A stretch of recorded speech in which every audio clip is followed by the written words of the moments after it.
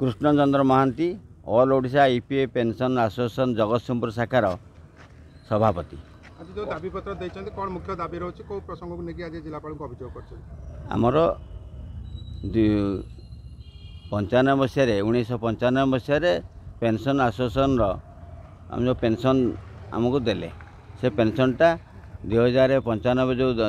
प्रदान कले मोदी सरकार मात्र 1000 टंका पेंशन देले से 1000 टंका को आम 9000 टंका वृद्धि करने आम आंदोलन 2014 मसीह आज पर्यंत आम लगी रही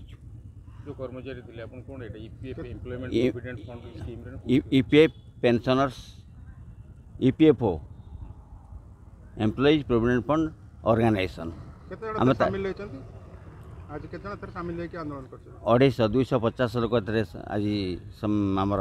समावेश कराइला यार